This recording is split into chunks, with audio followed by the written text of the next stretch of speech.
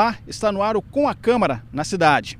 No programa de hoje, nós vamos falar sobre a recuperação da capital gaúcha após o temporal do último dia 29. A situação dos parques, o sentimento dos moradores, o trabalho do poder público e ainda como repercute entre os vereadores o impacto dos estragos causados pela tempestade no final de janeiro. O Com a Câmara na cidade está no ar. Fique conosco.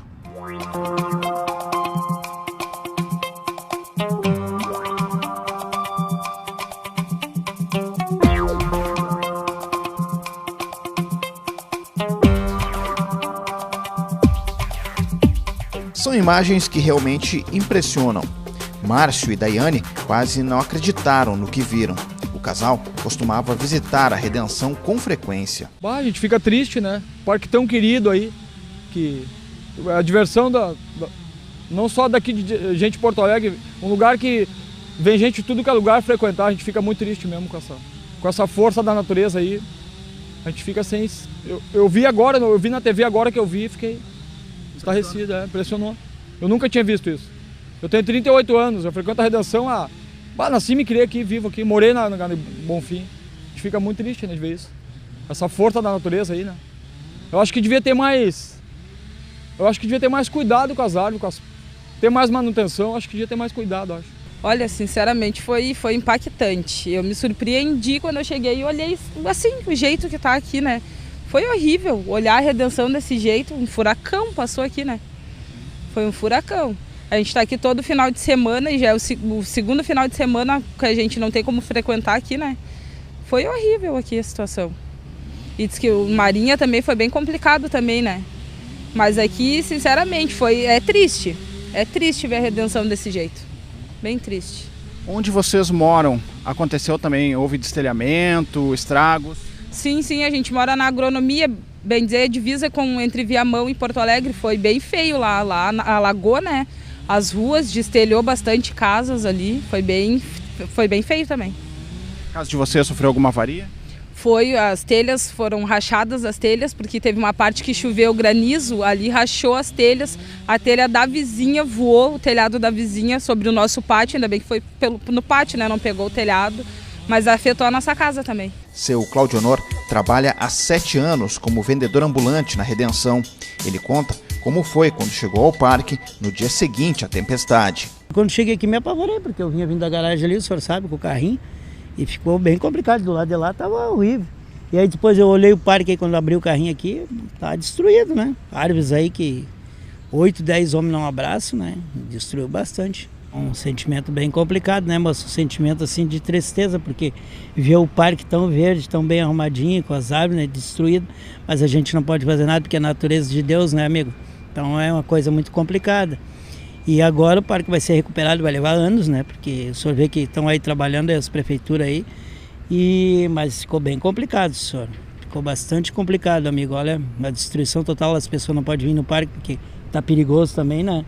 Eles pedem aí para que não esteja debaixo das árvores, mas ficou complicado. Agora já está ficando até mais melhor, bem, os caminhões estão tocando e o pessoal está trabalhando, né? Pouco mais de 2 semanas depois do temporal do dia 29, ainda é possível observar o rastro de destruição que o vento deixou principalmente nos parques da cidade. A gente andando por aqui na Redenção, observa alguns locais que foram completamente devastados. Tem muito galho ainda espalhado, o pessoal ainda trabalha para fazer retirada dos entulhos. E eu quero mostrar para vocês uma curiosidade aqui, para a gente ter noção da força do vento que atingiu esse local. 2 árvores, elas estavam uma do lado da outra e elas foram arrancadas com raiz e tudo. Vou chegar aqui bem pertinho, bem onde é que as árvores estavam plantadas, para vocês terem noção do tamanho dessa árvore. Olha só, olha o tamanho da raiz. Com tanta árvore caída e galhos espalhados, o que não falta é trabalho para limpar o parque. Me impressionou, tava tudo trancado, tudo feio, devastou, né? Caiu as árvores tudo juntas. As árvores caindo sozinhas também agora, quando parou na chuva, né? Daí o cara tem que se cuidar, passar por aqui, cortar as árvores, liberar o caminho pro pessoal poder passear. E também é difícil, né, a gente ver isso daí. Isso daí é uma coisa que é raro de ver. As árvores caindo, o temporal vindo, os telhados voando, a minha vizinha voou todos os telhados. Tem ideia de quantos galhos, quantos vocês já removeram daqui? Eu não sei te dizer, mas desde que eu cheguei aqui foi bastante. Era força de caminhão trabalhando. Agora deu uma diminuída que eles têm que liberar os outros lugares, as outras ruas. Estão trabalhando desde quando? Desde depois do temporal. Começou, nós começamos a limpar as ruas, tentar liberar porque tava feio. Esperei uma CE também para desligar as luzes aqui, porque os fios estavam no meio dos galhos, daí era meio perigoso, daí nós esperamos eles virem desligar para começar a trabalhar aqui. A quantidade de material é tão grande que demanda uma verdadeira força-tarefa para recolher o que ficou espalhado. Por isso, apenados do regime semiaberto também ajudam na limpeza. Ajudar Porto Alegre, na capital do Gaúcho, para nós é maravilhoso, né? Nossa cidade, né? Aí a capital, o ponto turístico é sempre aqui, né? Para nós está sendo bom e o trabalho nosso aí nós estamos ajudando em vontade, né? Com a nossa própria vontade, né? Não estamos recebendo nada e está saindo bom o trabalho, está indo bom. Isso ajuda vocês também nesse processo de ressocialização também? Sim, ajuda, que nem a gente que quer mudar aqui ajuda. A gente está saindo para trabalhar porque eu quero sair de lá e quero sair para trabalhar também, né? E isso aí ajuda muita gente, muito. De repente aqui pode ser o início de uma nova oportunidade. Isso, aqui dessa oportunidade se torna uma nova pessoa, né? A gente se torna uma nova pessoa. No mundo o mundo do crime não consta nada, o que consta mesmo é ganhar o trabalho limpo, ter o dinheiro limpo do trabalho da gente, né? Nós apenados, estamos numa equipe, estamos aqui para ajudar, né? Sou daqui também. Nós viemos ajudar aí voluntariamente a cidade. E estamos dando certo, todo mundo, nós aí, né? Tem uma força-tarefa aí para dar conta. Força-tarefa, senão não dá conta, né? É muita árvore caída. E é isso aí. Temos que ajudar, né? Chegar quando morava aqui em Porto Alegre, frequentava aqui a Redenção? Eu frequentava, sou da Zona Sul, sou da Restinga. Frequento, sim. Quando sai de passeio, vem aí. E tá desse jeito aí, né? A gente tem que ajudar. Estamos parados lá dentro, estamos que ajudar todo mundo aí. A SUSEP está mobilizada desde o incidente, após o temporal aí, na limpeza da cidade, reconstrução da cidade. Inicialmente foi feita a limpeza das ruas, em apoio ao DMLU, que foi uma parceria firmada entre o governo e a prefeitura, né? E agora a limpeza dos parques. Hoje contamos com 3 equipes trabalhando aqui no Parque da Redenção e contribuindo para a limpeza e melhoria da cidade cada vez mais.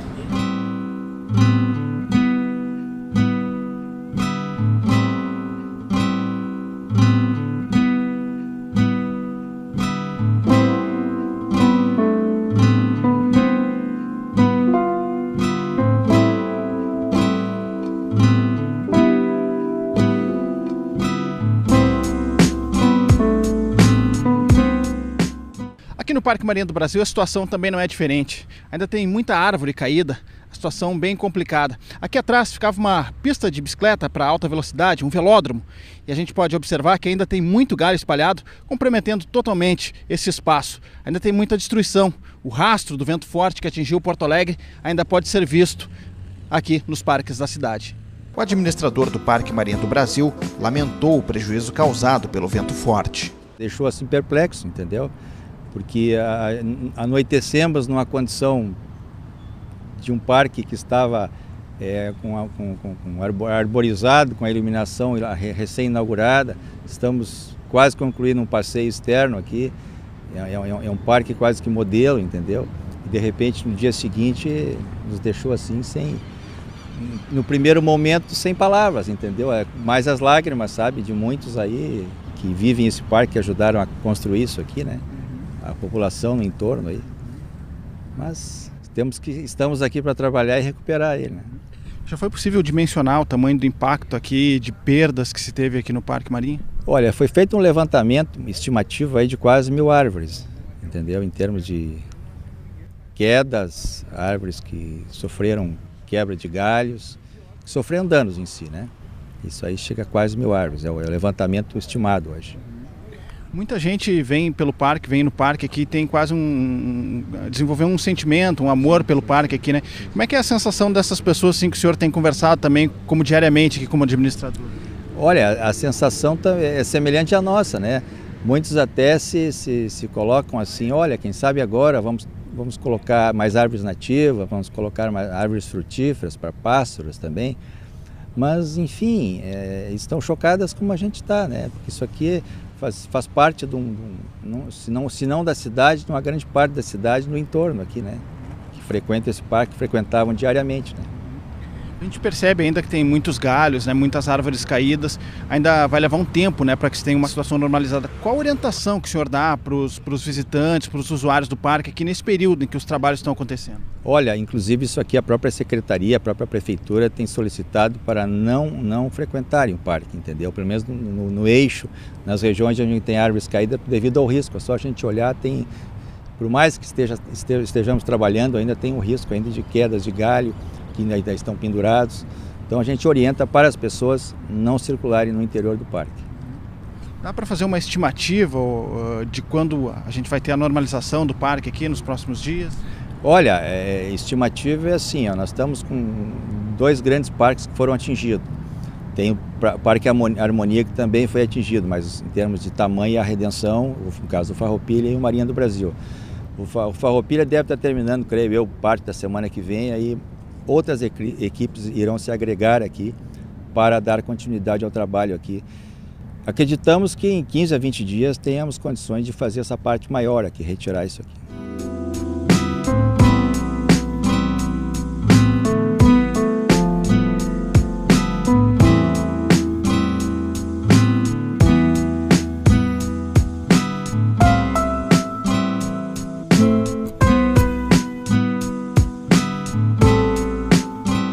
O impacto dos estragos em Porto Alegre também repercutiu na Câmara de Vereadores. Na sessão plenária de quinta-feira, dia 11, a cúpula do governo municipal detalhou as ações empregadas para atender a cidade após o temporal. O episódio fez gerar uma emergência e uma governança. A governança é um jeito de fazer com muita cooperação.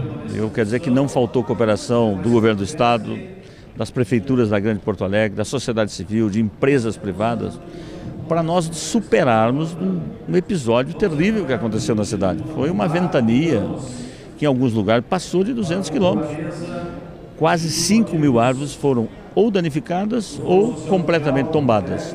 Tivemos aí mais de 50 ruas interrompidas. Sinaleiras e mais sinaleiras que não funcionaram durante 1 ou 2 dias. Água, 100% da cidade ficou com dificuldade de água, porque dependíamos da energia, a energia levou 2 dias, porque danificações enormes em algumas subestações da cidade. Mas o nosso plano de emergência funcionou, a cidade voltou à sua dignidade rapidamente, cuidamos dos hospitais, dos albergues, dos nossos asilos, fomos priorizando as prioridades das prioridades, até que chegássemos, entendeu? A atender toda a cidade. Ainda resta muita coisa de limpeza, muitos tocos espalhados pelas ruas, tocos enterrados e não enterrados, porque tem tocos que foram tirados, mas colocados na beira das calçadas. Só no Farroupilha são quase 1.000 árvores, no Marinha quase 1.000 árvores. Então veja que foi um estrago muito grande. Nós tivemos que mobilizar uma força muito grande de servidores, tanto do quadro efetivo como das empresas terceirizadas. Foram mais de 300 garis nessa atividade, 40 caminhões, depois somaram mais 20, então 60 caminhões. Tivemos o apoio dos apenados do regime semiaberto, uma parceria com o governo do estado, Corpo de Bombeiros, Defesa Civil, os outros órgãos municipais como DEP, SMAN, DEMAI. Já foram 6.700 toneladas de resíduos trazidos pelo temporal do dia 29 de janeiro recolhidos, né? Consideramos que 90% da cidade já está limpa em função daquele evento extraordinário e agora estamos mudando um pouco a prioridade. Estamos avançando para o interior dos bairros, são ainda alguns locais, situações pontuais que precisam de uma atenção do poder público e estamos também intensificando o processo de varrição. Folhas, terra e poeira acumulada com os fortes ventos, nós pretendemos o mais breve possível resgatar a situação de normalidade na cidade. Fazer uma estimativa de quanto isso deve acontecer, diretor, quanto deve durar ainda esse trabalho mais para o interior dos bairros? Nós imaginamos que até o final do mês de fevereiro nós tenhamos um percentual maior daquele que já foi atendido. A sessão também foi acompanhada por ambientalistas. Eles cobraram mais eficiência do poder público no manejo da vegetação na capital. Existe a falta de manejo, a falta de controle fitossanitário, seria esse o termo mais técnico, controle fitossanitário. Esse controle ele é necessário para identificar possíveis doenças que as árvores estejam acontecendo. Não é simplesmente poda de uma árvore sadia, mas identificar doenças que normalmente atacam as árvores e que aí causam a probabilidade desta árvore cair. Quer dizer, falta técnicos capacitados na prefeitura, na SMAN, Falta equipes. Hoje não tem equipes técnicas que possam dar resposta imediata. E certamente nova ventania vai acontecer porque a bolha de ar quente continua no centro devido a essa densidade de prédios junto à orla. O vice-prefeito Sebastião Melo admitiu a dificuldade do executivo em dar conta da demanda quanto à poda de árvores. Ele também afirmou que a implantação da rede elétrica subterrânea depende prioritariamente de recursos. Não depende apenas de uma legislação municipal. As pessoas precisam entender que uma rede elétrica para ser internada, ela custa 20 vezes mais do que uma rede subterrânea. E tu não vai fazer também uma cidade que tem toda uma rede aérea de uma hora para outra transformada. Então tu tem que ter um plano diretor de transformação a médio e longo prazo, que as obras novas obedeçam esse critério.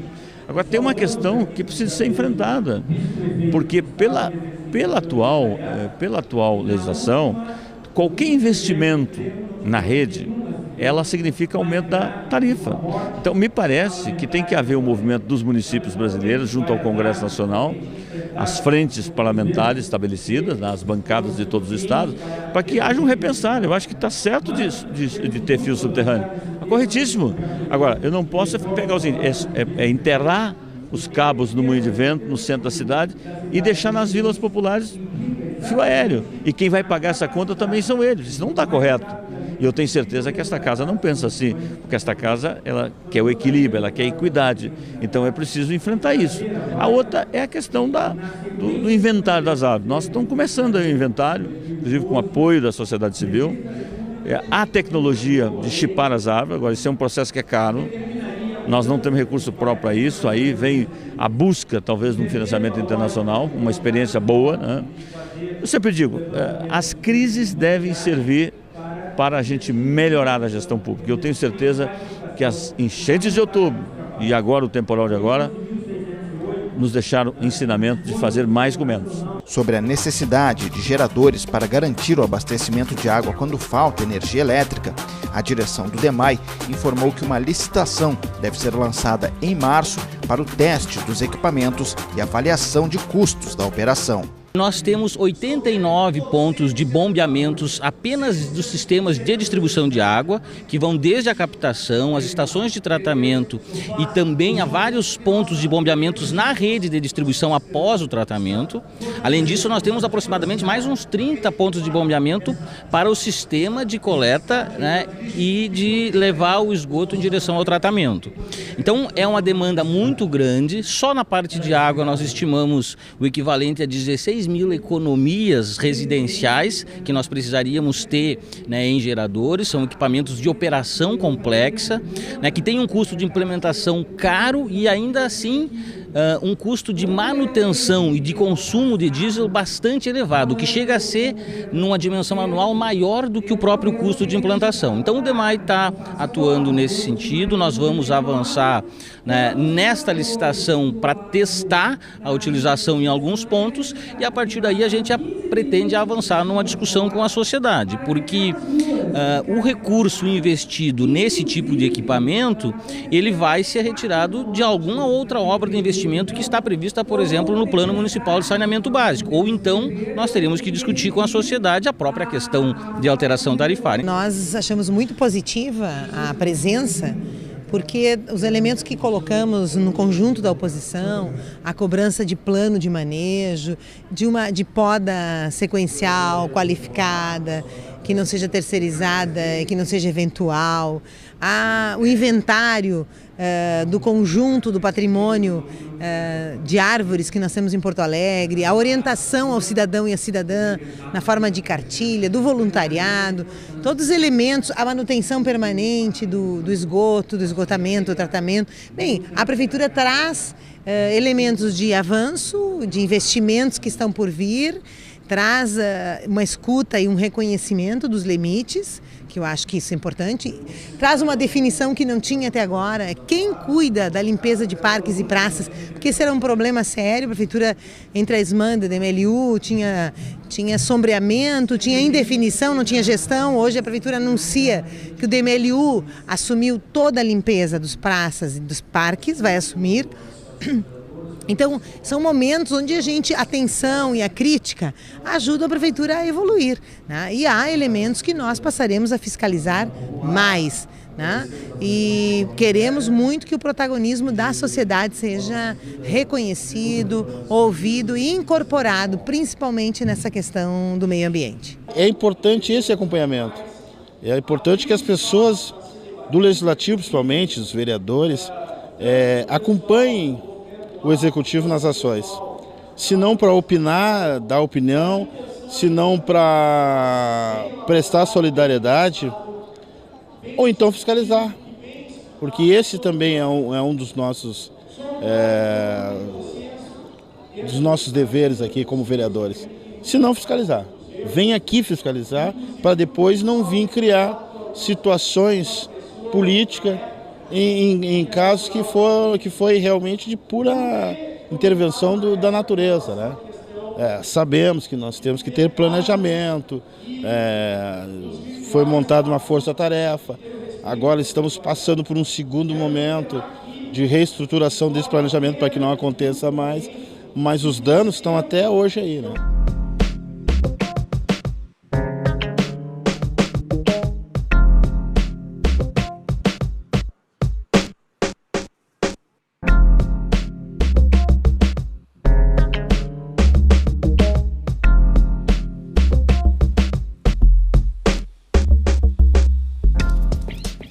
Com a Câmara na Cidade fica por aqui. Convido você a visitar a nossa página no Facebook. Muito obrigado pela sua audiência, um grande abraço e até a próxima semana.